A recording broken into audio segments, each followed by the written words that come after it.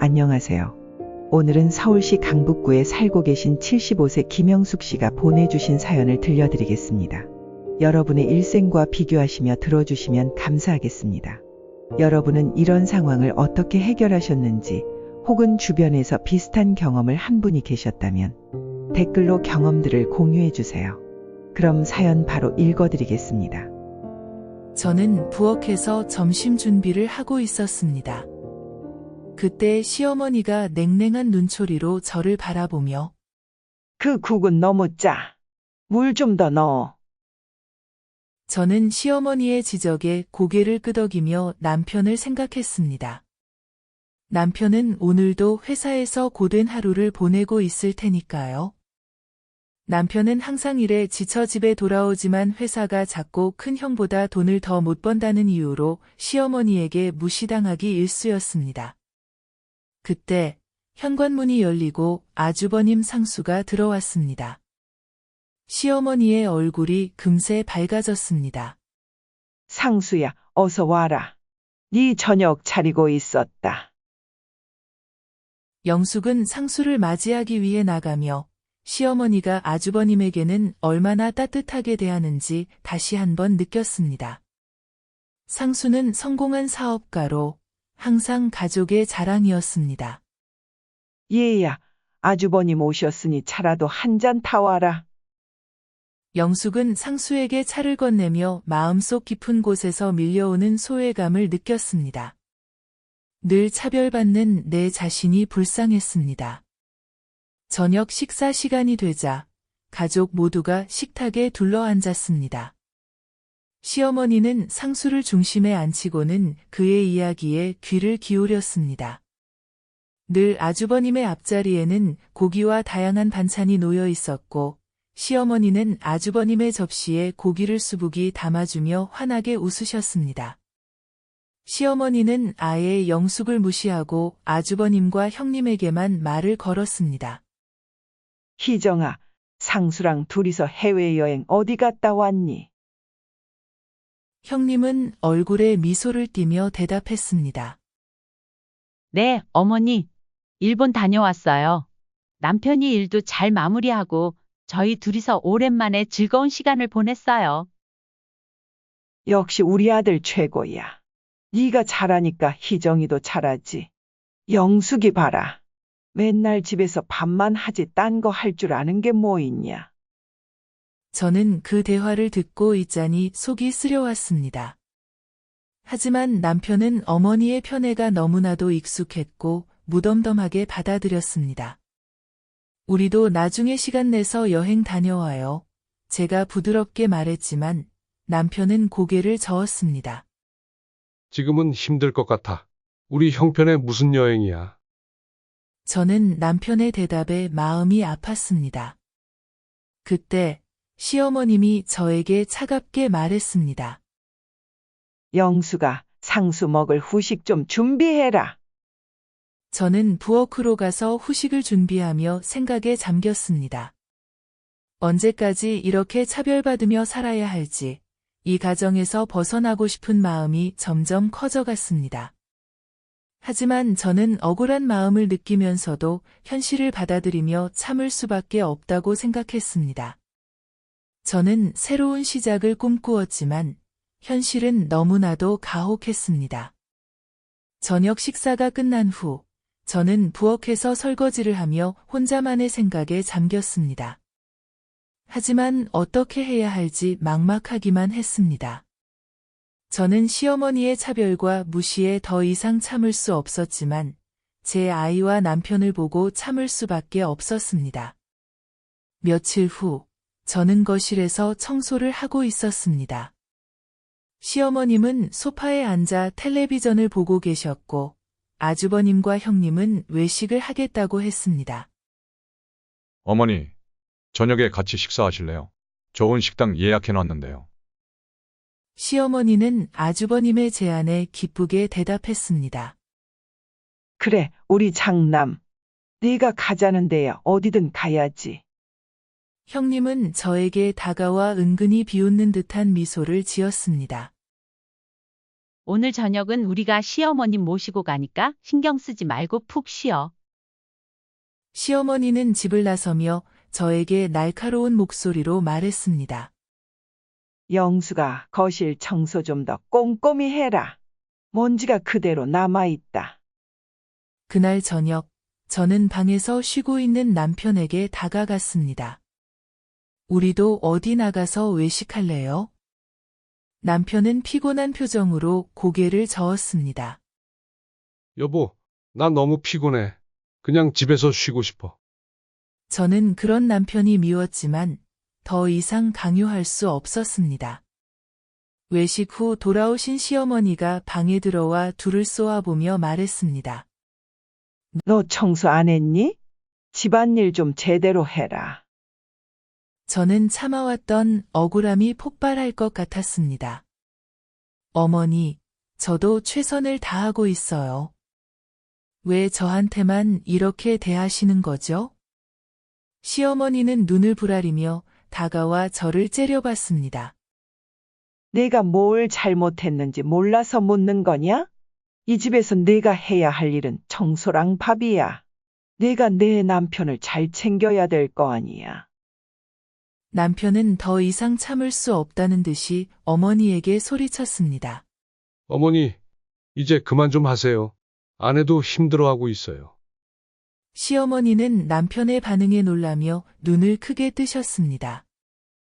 내가 나한테 이렇게 대드는 거냐? 제가 너를 이렇게 만들었구나. 남편은 더 이상 참을 수 없다는 듯이 말했습니다. 아니요, 어머니. 저희도 사람이에요. 아내를 너무 무시하시는 거 아세요? 저는 남편의 용기 있는 말에 놀라면서도 고마웠습니다. 그러나 시어머니는 전혀 물러서지 않았습니다. 좋다. 그럼 너희 둘이 알아서 해라. 시어머니는 방으로 들어가 문을 쾅 닫아버렸습니다. 거실에는 싸늘한 침묵만이 남았습니다. 저와 남편은 서로를 바라보며 깊은 한숨을 내쉬었습니다. 가정의 평화는 완전히 깨진 듯했습니다. 그날 밤, 저는 방에서 잠 못 이루고 뒤척였습니다. 시어머니와의 갈등과 남편의 힘든 표정을 떠올리며 깊은 고민에 빠졌습니다. 저는 더 이상 이렇게 살 수 없다는 결심을 굳혔습니다. 저는 조심스럽게 남편에게 말을 꺼냈습니다. 우리 다른 곳으로 이사 가면 어떨까요? 남편은 깜짝 놀라며 물었습니다. 이사 가자고? 갑자기 왜 그런 생각을 했어? 저는 차분한 목소리로 설명했습니다. 여기서 우리가 계속 살다가는 서로 더 힘들어질 것 같아요. 어머니와의 갈등도 점점 심해지고 당신도 스트레스를 많이 받잖아요. 애도 점점 커가는데 우리 가족만의 새로운 시작을 해보는 게 어떨까요? 남편은 잠시 생각에 잠겼습니다. 그는 어머니를 떠난다는 것이 쉽지 않다는 것을 알았습니다. 그러나 제 말이 맞다는 것도 느꼈습니다. 여보, 나도 당신 말 이해해. 하지만 그래도 부모님인데 어머니를 두고 우리가 나가는 게 옳은 일일까? 저는 남편의 손을 잡으며 간곡히 부탁했습니다. 저도 더 이상은 너무 힘들어요. 어머니께는 죄송하지만 어머니도 나중에 이해하실 거예요. 남편은 저의 눈을 바라보며 고개를 끄덕였습니다. 당신이 정 그렇다면 나도 당신 결정을 따를게. 우리 같이 이겨내보자. 저는 남편의 대답에 안도하며 미소를 지었습니다. 고마워요. 우리 같이 새로운 시작을 해봐요. 그날 저녁, 저는 남편과 시어머니에게 이사 가겠다는 말을 했습니다. 시어머니는 그 말을 듣고 깜짝 놀라며 분노하셨습니다. 이사 가겠다고? 무슨 소리야? 그럼 집안일은 누가 하니? 시어머니는 소리쳤습니다. 너희 둘이 날 버리고 가겠다는 거야. 제가 나가자고 그러니? 어머니, 저희가 어머니를 버리는 게 아니에요. 그냥 안 해도 저도 이젠 너무 지쳤어요. 시어머니는 남편을 매섭게 바라보며 말했습니다. 지쳐. 이 집에서 내가 불행하다는 거냐? 제가 너를 그렇게 만들었구나. 저는 시어머니의 말에 억울함이 치밀어 올랐지만 참고 조용히 말했습니다. 어머니, 저희도 어머니를 사랑하고 존경해요. 하지만 애도 이제 커서 저희만의 가정을 꾸리고 싶어요. 시어머니는 더욱 격분하며 남편을 보고 말했습니다. 말도 안 돼. 내가 너를 위해 얼마나 고생했는데. 이렇게 나를 버리겠다는 거야. 너희가 이 집을 나가는 건 절대 용납 못해. 남편은 어머니의 분노에 굴하지 않고 단호하게 말했습니다. 어머니, 저희의 결정을 존중해 주세요. 이사 가는 건 저희가 내린 최선의 선택이에요. 시어머니는 분노와 슬픔이 뒤섞인 표정으로 아들을 바라봤습니다. 그래. 너희가 그렇게 원한다면 그렇게 해라. 하지만 난 너희를 용서하지 않을 거야. 너희가 이 집을 나가는 순간 나와의 인연은 끝이야. 남편은 어머니의 말에 마음이 아팠지만 저와의 결심을 굳게 지키기로 했습니다. 시어머니는 더 이상 아무 말도 하지 않고 방으로 들어가 문을 쾅 닫아버렸습니다. 거실에는 싸늘한 침묵만이 남았습니다. 저와 남편은 서로를 바라보며 깊은 한숨을 내쉬었습니다. 가정의 평화는 완전히 깨진 듯했습니다.